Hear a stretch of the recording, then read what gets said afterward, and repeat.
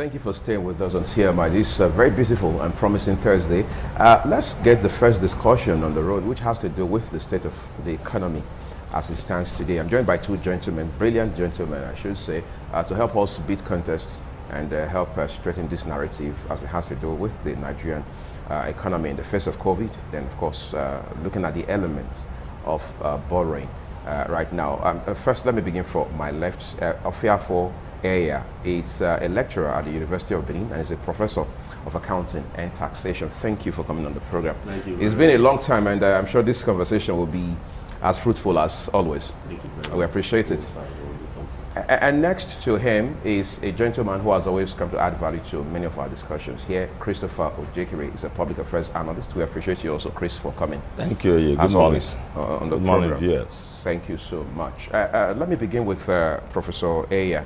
I mean, we've talked about taxation and how it impacts the economy here on a number of occasions. But as it stands today, a lot of persons are worried by the quote-unquote volume of borrowing that we have come to see, the intensity of the borrowing, and then going forward, which is also of importance, how that we cannot tie this borrowing to development, real-time development, concrete development in Nigeria. When you think about all of these, what have been your concerns?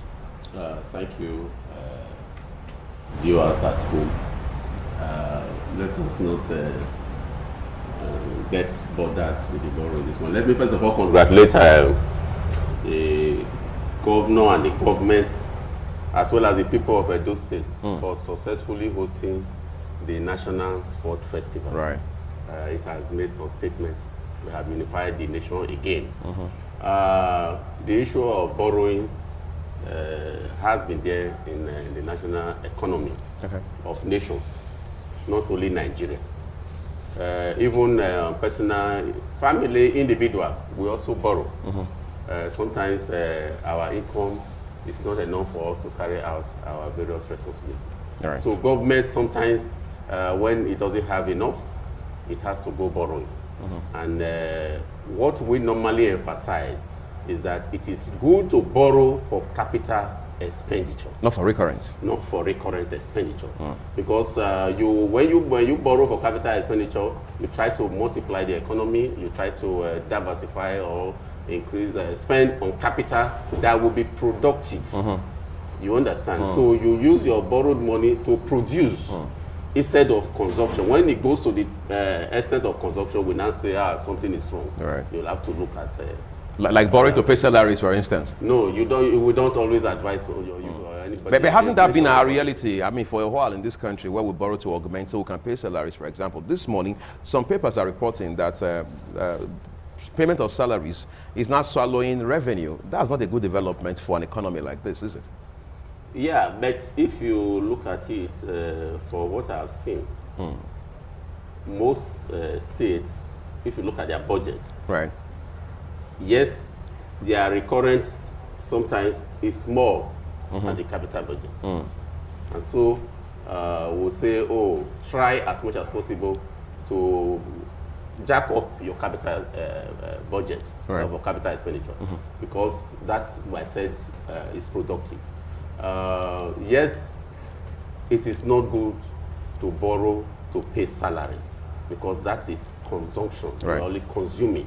So we always advise, like I said earlier, you borrow to carry on capital expenditure. Okay, let me turn to Chris for a minute. I mean, more than ever before, the remark by Edo State Governor, Mr. Godwin Obaseki, has created prominence again and, if you like, visibility for the discussion about borrowing. But more importantly, according to him, that we borrow without a clear-cut plan as to how we're going to ensure repayment of whatever it is that we're borrowing. Of course, this has become controversial as always. The CBN says it is not aware of any such claim by the governor that 60 billion was printed to augment payments of, as a way, sharing of allocation for the month of March. And of course, the Ministry of Finance has also said it is not aware of such a print. And in fact, they are now saying that the governor should, as a way, authenticate or substantiate that claim. But people I spoke with off the record also said that the governor is not somebody they know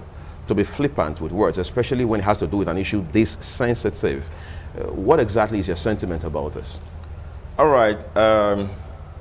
I'll just leave the governor for a while. The issue about borrowing and not borrowing is a discourse in the domain of professors of accounting and economists and investment bankers like this. We deal from empirical evidence before us as citizens. Right. And as citizens, we are wondering what all these huge sums of money we keep hearing every day that is being borrowed is spent for. Because we have no empirical evidence on ground to say, because as the prof said, they have said it loud and long enough for us as laymen to know that borrowing in itself is not a crime, because it is a reality of economics. Right. But as he emphasized, and which is the only reasonable reason to borrow, is that you borrow to develop. You borrow to spend on capital projects, to develop your resources that will create a capital base for the economy of the nation to be able to develop on it. Right. So if you are developing steel industry, for instance, and you are developing alternative energy, for instance, and you are developing enough electricity, for instance, and you are able to tell us with tangible proofs and clear empirical evidence that you are borrowing X amount of money tied to X amount of an X project, then we the laymen are able to understand and make sense of all this borrowing. We just hear borrowing and borrowing and borrowing. There is not a proportionate improvement either in investment or in the economy, standard of living, or economic improvement in our standard, in our daily conditions of living. We just hear borrowing, and we have our east-west road is ever lying there. We have our railway always being developed on paper. We have electricity that is never working.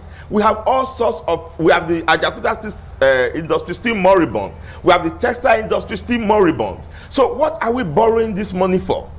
Now, we are also aware that no government than this particular dispensation probably has received repatriation of our stolen money from foreign governments as this.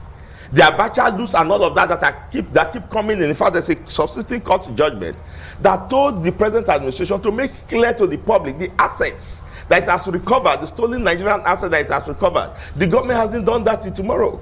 It should make clear to the public so that we know what all of this money is meant for. Now, the point to ask, as Prof said, if my father is borrowing on the behalf of the family, we are going to have to ask him at the point that you are soon going to go. How are we going to pay back all this money if you die? In your absence? Yes, in your absence. And he will tell us, okay, we have a land in so-so place, I've built a house in so-so place, I've built this one in so-so place, collect rent from there and pay. We have no national assets that is productive, that is revenue generating, with which we can pay back all these monies we hear borrowing. It now appears as if the government is more proud that it has the credit facility to be able to borrow from nations than telling us what the money is meant for. So that is our worry. We are saying, what is this sustainable? And are we just going to keep borrowing? And if I might add, that examples abound. Well, there's a particular clear example from the late John, President Magufuli of Tanzania. Now, if you go and check the records, Magufuli came in there and died without borrowing a dime. I'm not saying borrowing is wrong. I agree perfectly with but the purpose of borrowing is important. But if you don't need to borrow, must you just go and borrow because you want to spend the cash to take care of clothes, or you want to spend the cash for some other things that we cannot understand? Magufuli didn't borrow a kobo. He added 6 flags to the national, 6 aircraft to the national fleet.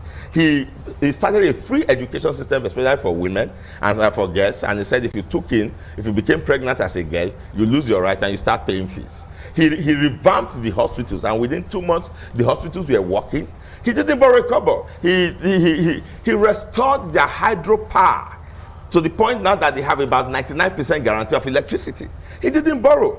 And Nigeria is such a rich country with huge mineral resources and revenue base that can be tapped. So if we are borrowing to be able to tap on all of this, for instance, I'm aware that we have what we call the Export Credit Agency, the ECA. Yeah. Now, the ECA operates in such a way as to make the liability of foreign companies working in Nigeria to be the liabilities of our government. So I'm saying, for instance, that a big multinational in France or in Germany wants to come and develop something in Nigeria, and then our government is made to sign that whatever liabilities as a result during the time of the contract, the home government pays for it. It's an oppressive instrument that is used internationally. But we signed off on it. We signed off on it. And let me tell you what they are using it for, since you mentioned the governor, and that's why I want to bring the governor in. Right. Most of the ECA's agreement that we are signing is in the oil sector. But I'm happy that the governor is so current to know we work in the environment, advocacy agencies, to know that all of the developed world are moving away from fossil fuel into alternative energy source. Yeah. These countries that are giving us money to develop our fossil fuel are themselves investing in alternative energy in source. Clean energy. Yes. Are you following me? So you can see that we have always suspected that all of this liberalism from the West and from the East, from China and from the West and Europe and America, is just to recolonize, to keep us perpetually on the leash so that we do not develop. If not, why are they not insisting that this money we are giving to you, we that are in the development world, if you want to work with international organizations, they tie the money to specific projects. Right. And you give them periodic reports on those projects, and they release the money to you in tranches to ensure that you are following up with the project. So why are they not saying develop your steel industry? We are giving you X amount to develop your steel industry. We are giving you X amount to develop, so that in the next 20, 30 years you won't come again. So again, for what you're saying, it's a case of he who pays the piper. Yes, the case the tune. So, yes, so I'm going to come back to you because obviously you have a lot to deliver here. You want to add to that quickly? When you mentioned that what the governor said, I followed that trending news right. on this thing. You must look at the context in which the governor made that statement. Exactly. Right. He had a meeting with his political family, the PDP leaders, and he shared his what his experience with them as per the paucity of funds. The funds, yeah. So, if now I want to commend him for doing that, for calling them together and say, we are sometimes going borrowing. Remember, CBN is the lender of what they call the last resort. Right. And if he said, last month we went to CBN to even borrow from CBN, we call it borrowing, they use such words, waste and miss, they use such words. Creation of money, they use such words. So if he said that, I don't see anything wrong. But one thing he was telling the leaders was that we need to be cost effective, we need to prune down our expenditure, we need to look at alternative sources of revenue to be able to develop the state and meet up with his vision. So what was wrong? Like now, if you look, I have the data here, the revenue from oil from January to December last year started dropping. It was 556.8 billion in January. By March, it went to 469.5 billion, 15.7% decrease. Right. By June, it went to 359.4 billion, 27% decrease. By September, it went to 288.73 billion, 19.7% decrease, and it's slightly moved up to 302 billion, which is 4.7%. That's almost a steady decline. Steady decline. And if you look at our revenue, our debt profile, it was 24.3 trillion by January of last year. By March, it went to 24.9. By June, it went to 25.7. By September, it went to 26.2 trillion. By March this year, last year, it went to 28.6. By June, it went to 31.0 trillion. By September, it went to 32.2 trillion. And by December last year, it went to 32.9 trillion. So it keeps shooting up. It keeps shooting up. And he had to warn his, he had to let his people know, his political family know that, look, our debt is going up, our revenue is going down. Right. We need to look for, begin to identify alternative sources of revenue. So for me, I don't see anything wrong with what he has said. And of course, yes, like I said before, CBN is the lender of last resort. CBN can borrow to the Federation. Right. CBN can lend to the Federation, and there's nothing wrong. Now that you have brought in CBN quite frankly into this conversation, now, I've spoken with professionals and academics like yourself, and they say that it is counterintuitive, counterproductive, if you like, to be borrowing from CBN at this point. That just goes to indicate how bad the economy has become lately. Isn't that true? Well, let me tell you, Fitch, which is a rating agency, had even called CBN attention to this borrowing. Okay. And of course, they do the ratio. And they were comfortable. You saw the minister yesterday. The minister said we have not borrowed beyond the limit, because there's always a ratio between revenue and debt. And she has said that we have not gone beyond the limit. They are working within that limit. That doesn't mean that the CBN should relax its role as the lender of last resort. But in doing that, they are always careful. They look at the indices, they look at the ratio, and then look at the economy before they intervene. Okay. The Director General of the Debt Management Office, I'm talking to you now, Chris, has been talking about how that there are two reasons we have to borrow at this point. One, she talks about how that COVID-19 has impacted economies across the world, and then the obvious crash in the price of crude oil and the international market is also a very fundamental factor. And then she goes ahead to, some people say, justify our borrowing by saying, look, even the biggest economies in the world, including the US, for example, are also borrowing in the face of COVID-19. So there is essentially nothing wrong with Nigeria borrowing. At least we have to buoy the economy more than ever before. I mean, can you run away from those realities? No. In America, when Obama came in, the American economy was almost down to 0%. With the downturn in the economy. He got money from the CBN and reflated the economy. It is not the problem of giving us those theoretical facts. It is the problem of transparency and accountability in monitoring those money you are borrowing and targeting it to reflecting the economy, so that the economy itself will start paying itself, so to speak, so that you don't have to keep borrowing to take care of people. Right. That's the point. It's the point of the transparency of how to reflect the economy. So we must borrow, it's a concept, when the economy is down. But when we begin to just borrow endlessly without any sustainable project or any sustainable thing to pay back the borrowing, if the DMO is saying that, well, we must borrow at this point, I have said earlier that if we are seeing that the borrowing is reflecting the economy, it's the SME is growing. We just hear of programs and programs. How many SMEs in Edo State, my state, would say that they are the direct beneficiary of these borrowings?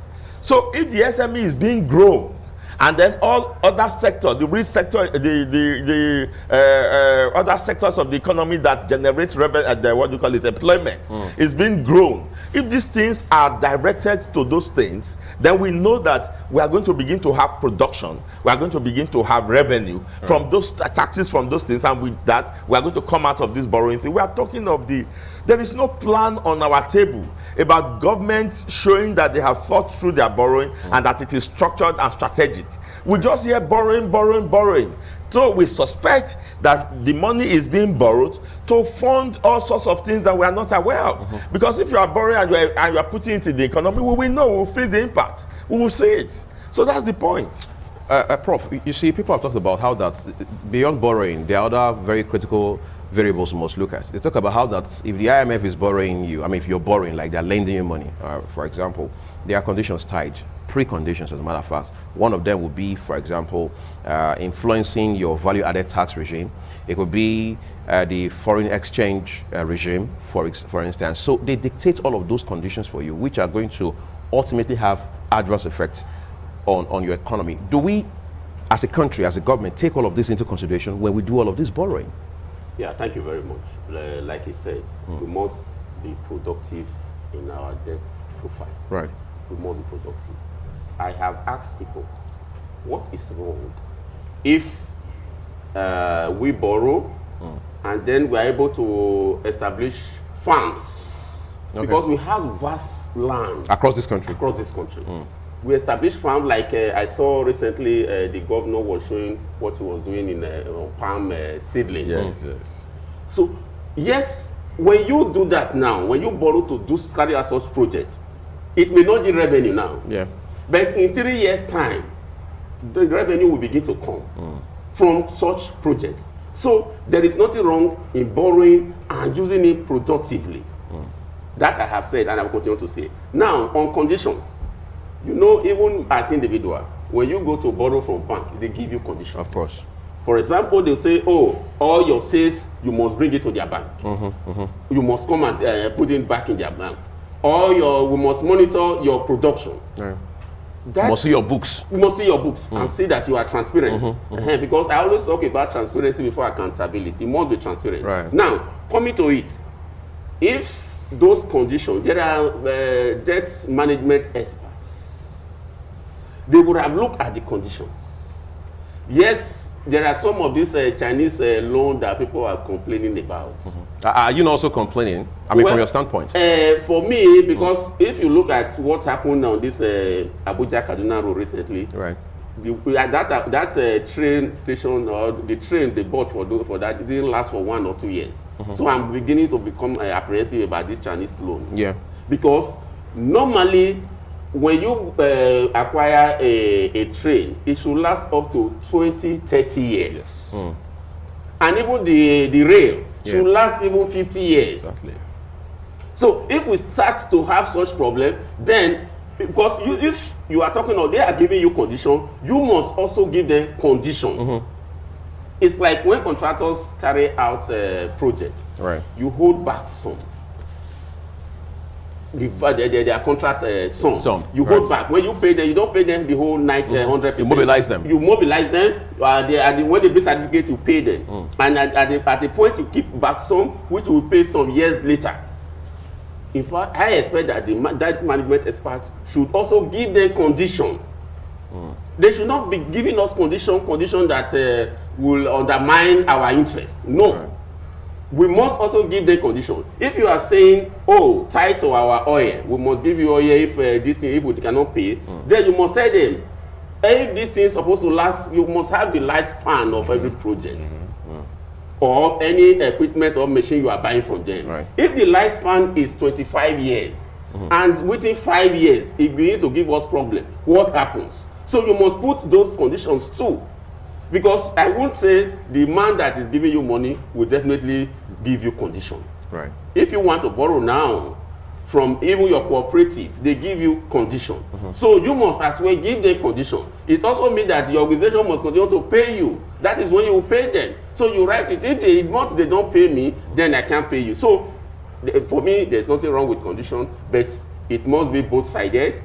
Debt management experts, as they are giving us conditions, those lenders, we borrowers must also give them our own conditions. I want to follow up with a question quickly about oil. I mean, Nigeria is an oil-dependent country, apparently, right? In the last couple of weeks, crude price had, as it were, swung between 62 and 65 naira, essentially. And again, we're looking at the benchmark that was set in light of our 2021 budget, for example, and then vis-a-vis the realities in the markets, as it were. Oil is becoming, quote unquote, less popular across the world. People are moving away from, as they call it, dirty fuel. They're going into something cleaner. They're going into something more renewable. Here we are depending on oil. In the last 10 years, for example, we've heard people talk about diversify the economy.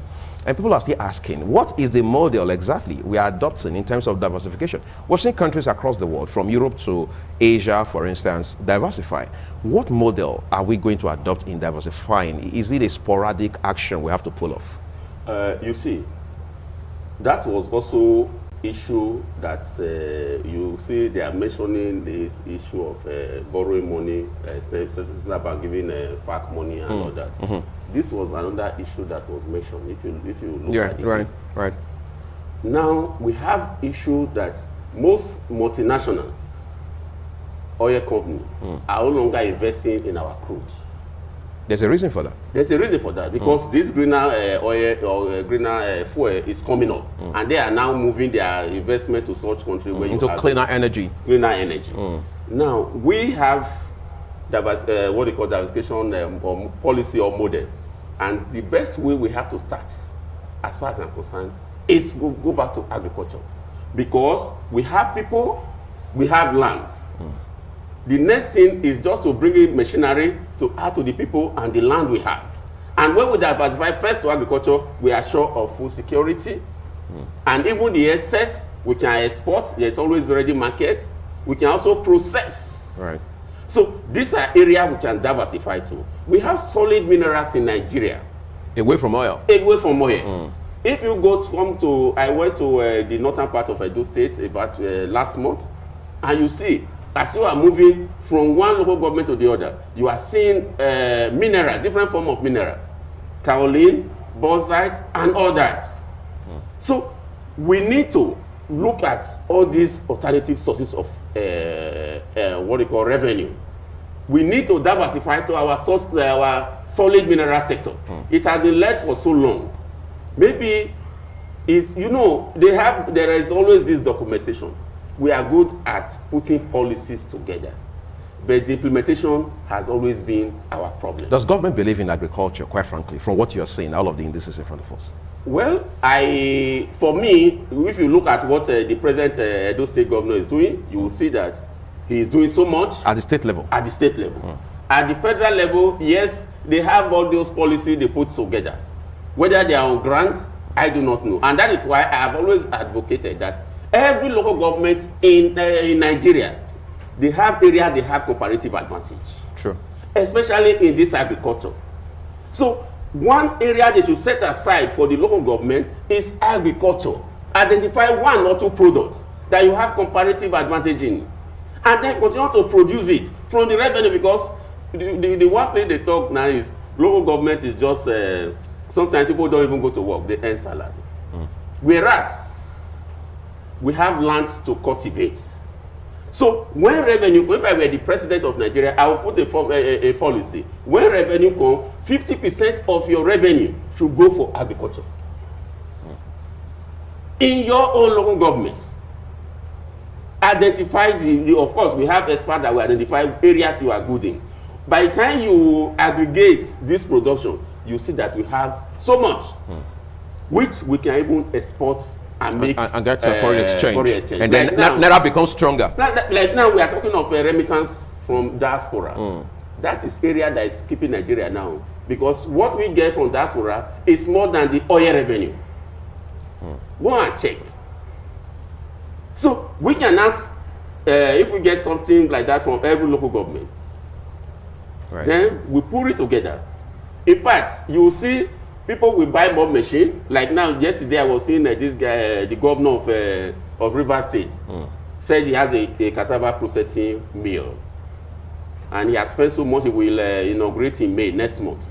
So everybody, you see, every state, every local government will now begin to buy machinery to process this crops, because there's promise in it. Promise. So, my dear, we have its policy implementation that has always been our problem. And when we implement it well, like I said, the governor is doing now in Edo State, then things will be right within a short time. Okay, we can only keep our fingers crossed and hope things will be right. Just before we move to the second topic, I just want to wrap this first one up with Chris. Chris, you and I have taken our time to talk about Rwanda and Egypt here in terms of national development.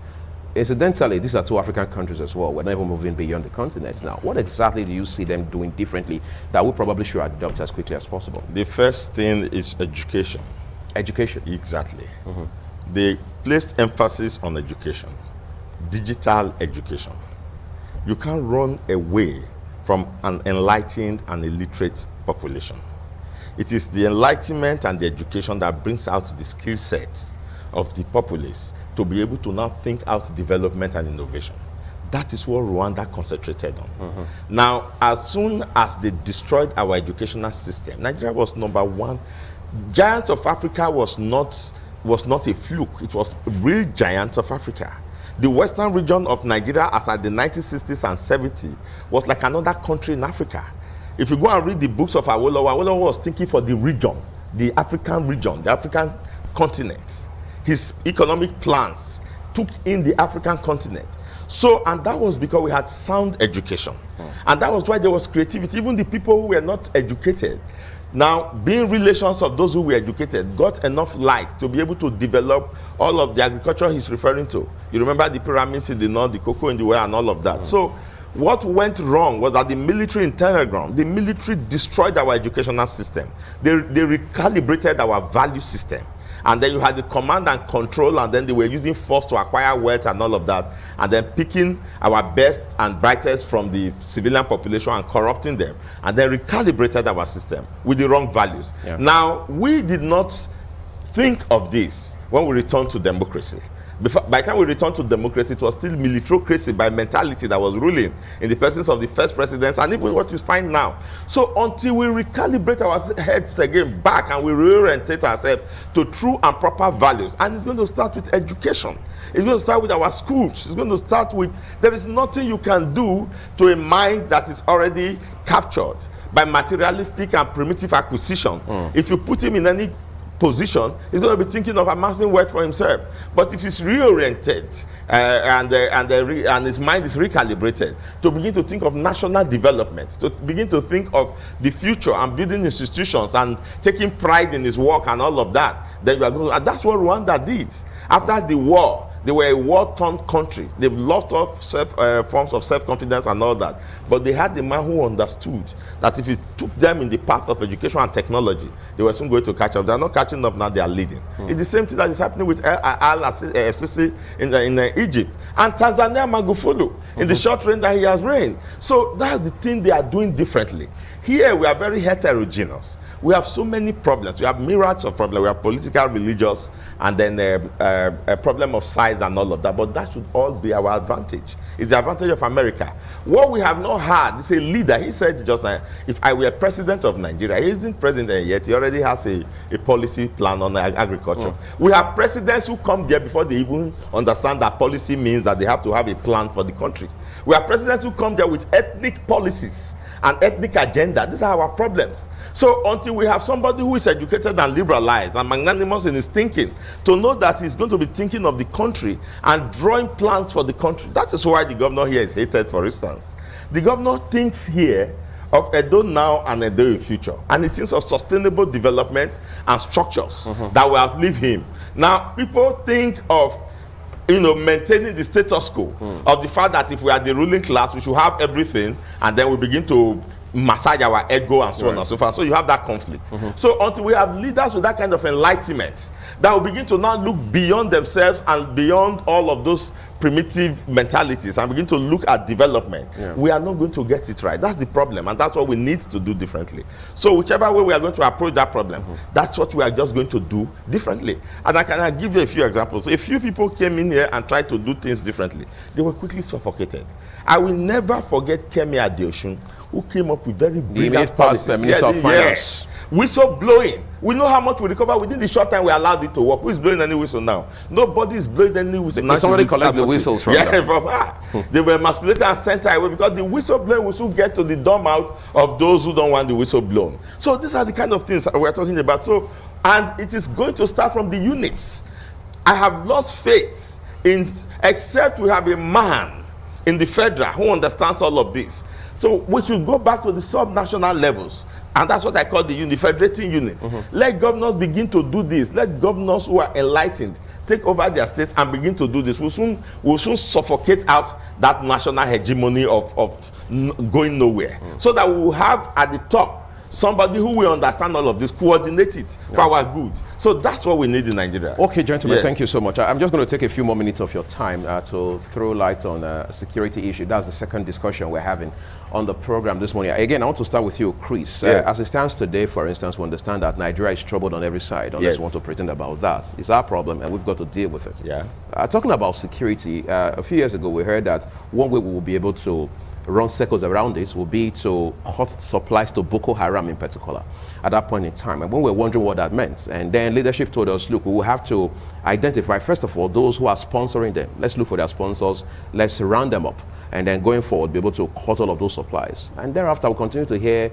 of stories of how that even choppers, helicopters were dropping supplies to these people, and so on and so forth. It makes it makes commerce out of criminality. How do we de-incentivize crimes in this country? How do we make it less attractive or even unattractive altogether? And when we are talking about crimes in Nigeria, I think it is time to begin to classify. Okay. You understand that? Because I realize that particular crimes thrive in particular cultures. And as Abacha, the late famous Abacha said of terrorism, he said if terrorism continues in the state for more than 24 hours, the government of the day has a hand in it. So we are looking at the east and north, for instance. We are talking of banditry in the northwest. We are talking of Boko Haram in the northeast. And why do we have coloration of crimes dominant in particular regions? El Rufai is a very good clue to how to deal with these things. El Rufai should be listened to, and El Rufai can be believed because it's at the epicenter of all of this. It's from the north, it's from the northwest. And the state is not spared. Yes, and he's been involved and made comments about all of this from beginning. And he's telling us now that the state is giving money to bandits to overthrow, to undermine the sovereign and territorial integrity of Nigeria. And he says it's a very poor policy. That by paying those bandits, whenever they demand of the state, not of individuals, demand of the state huge billions of money to return, other boys captured in Kankara and so on and so forth, government complies. And he says it is wrong. I mean, on national television. And he says the governments and the people in authority are handling it with kid gloves. We are paying our enemies who want to undermine the sovereign and territorial integrity of Nigeria. Is treason. He actually describes it as war against the Nigerian state. So if governments, who is the national government, wants to disincentivize, now they will stop to have any negotiation with bandits ab initio, and then move in. Now, you mentioned the word sponsor. It has become trendy for leaders to say, we know the sponsors, we can identify the sponsors. We've been hearing this for 5 years or more. When as soon as Buhari came, they said the first thing is to identify the sponsors. You will hear Metawale will say, if you know the people behind this, it will shock you. Why are these people there as trendy songs and they are faceless, and we've never been able to name one or two sponsors? Is it also possible? I mean, is there not the likelihood that the governor of Zamfara, I mean, you mentioned him a while ago, Metawale, had also done maybe a report, I mean, a piece of intel. So the DSS, for example, which is still in the works, is that not a possibility? It is his national responsibility to do that and patriotic duty to make it public if he has done it to the security forces and they are covering it up. We are all the custodians of our national security. National security is a matter of everybody's responsibility. So if you have disclosed and given information and intel, and they are not doing anything about it for 5 years, 3 years, and then the bandits are operating unfettered by the same security forces, then it's only logical to conclude, and I don't want to be mischievous, that there's a collusion between the security forces and the bandits, because the intel is meant for you to be able to curb the activities. If you are not curbing the activities and you are not naming them, one of the ways you curb activities is to expose criminals. If you know those who are behind them, they should be exposed. We don't need the security forces to go and arrest them. If you name them today, trust Nigerian citizens will go there and pick them from their houses. So if they live in Nigeria and if they don't live here, we'll get the international police to go after them in the countries where they live. The first thing you do is to expose criminals. So the truth of the matter is that there is no security strategy to keep them covered now, because the activities is still ongoing. They are doing terrible damage, and then you say you are keeping them for what? If you're keeping them, if you are doing clandestine investigation, you would have been able to curb them. You are not curbing anything. They are increasing. They are becoming bold, and in any case, Sheikh Gumi is holding meetings with them. So the bandits have declared war, and they are being paid to buy more arms to secure their position against Nigeria. Do we know the agenda? We don't know all of the agenda. I just read a security alert a few days ago that the airports there's a security red flag on the airports of Nigeria. And they are being secured. Yes, and they are being secured so that they will not be attacked. So we don't know their full plans. So the first thing you do is to ensure that you don't pay criminals. The second thing is for the president and the presidency and the national government to treat criminals as criminals. we are not going to have to begin to look for. We are begging to tone down on the names we call, rather than do something about what is going on. We are more concerned about the fact that the bandits are identified by us as being from this tribe or being from that tribe. If people didn't, nobody just sits down now to say they are from Edo State, because there is no Edo matrix there. So you should be more concerned about stopping it. So the government should nationalize its heart and de-ethnicize it, so that it will be able to look at these criminals as criminals. That's what El-Rufai has done. El-Rufai has succeeded in de-ethnicizing himself and looking at them as criminals coming in to destroy our country. And that's what they are. Thank you so much. Just before we wrap up, Prof, even if there hadn't been COVID-19, even if the price of oil had risen to as much as $250 a barrel, for instance, I mean, just theoretically, there still would have been the impact of insurgency, of all of these insecurity issues on our economy. Is that correct? Oh, there is no development without peace. Peace is very vital in whenever you are talking about development. Right. And so, it would have been difficult for us to move ahead with this insecurity. Very difficult. Like he said, there is no, we have not punished these people enough. So there's no deterrence? No deterrence, because in compliance theory, you must punish.